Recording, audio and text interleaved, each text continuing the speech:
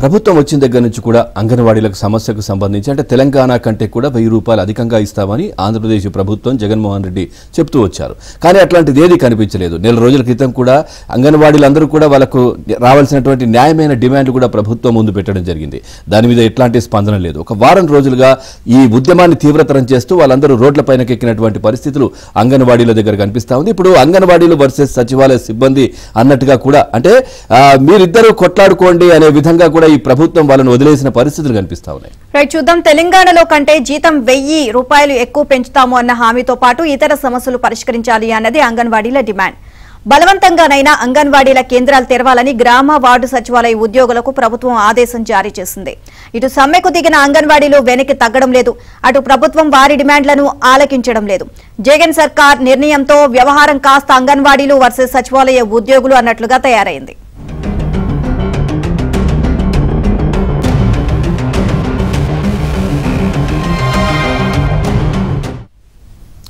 అంగన్వాడీలపై సచివాలయ ఉద్యోగులను ఉసిగొల్పి వారి మధ్య ప్రభుత్వమే జగడం పెట్టింది. 2 శాఖల ఉద్యోగుల మధ్య చిచ్చు పెట్టింది.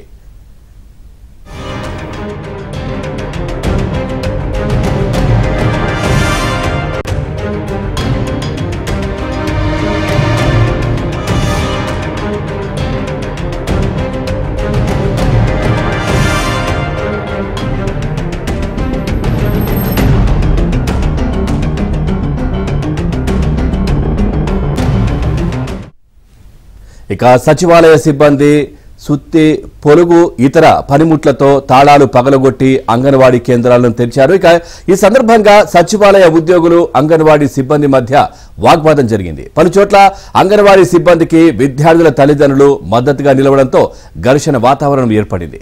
అంగన్వాడీ కేంద్రాల తాళాలు పగలగొట్టడంతో సచివాలయ ఉద్యోగులపై అంగన్వాడీ సిబ్బంది పోలీసులకు ఫిర్యాదు చేస్తున్నారు.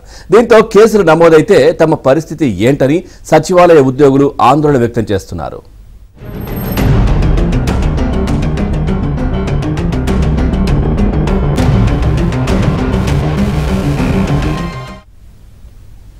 అంగన్వాడీల సమస్యలు పరిష్కరించకుండా జగన్ సర్కార్ మొండిగా వ్యవహరిస్తోంది. అంగన్వాడీ కేంద్రాలను స్వాధీనం చేసుకుని నిర్వహించాలి అని సచివాలయ సిబ్బందికి విధులు కేటాయించింది.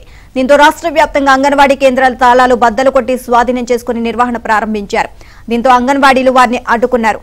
సచివాలయ సిబ్బందిని నిలదీసి నిరసనలు తెలియజేశారు. ప్రభుత్వం ఇచ్చిన ఆదేశాలను పాటిస్తున్నామని సచివాలయ ఉద్యోగులు చెబుతున్నారు.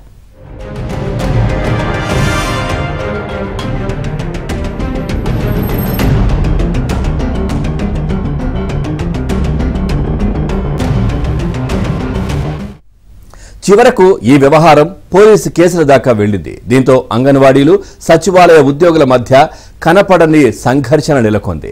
అంగన్వాడీల సమస్యలను ప్రభుత్వం పరిష్కరించకుండా ఒకరి విధుల్లో మరొకరిని జోక్యం చేయడం ఏంటన్న విమర్శలు వ్యక్తమవుతున్నాయి.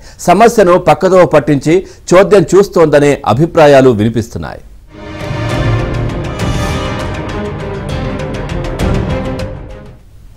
అంగన్వాడీ సెంటర్లను ప్రభుత్వం సచివాలయ ఉద్యోగులతో అయితే బలవంతంగా చేయించింది. కానీ వారు అయిష్టంగానే విధులకు వెళ్తున్నారు.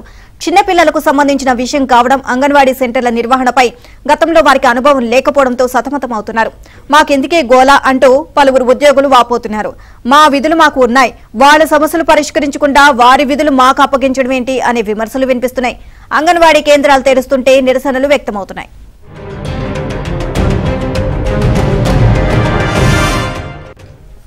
ఇక ఉన్నతాధికారులేమో తెరవాల్సిందేనని ఆదేశిస్తుండటంతో ఏం చేయాలో పాలుపోక ఉక్కిరి బిక్కిరవుతున్నారు.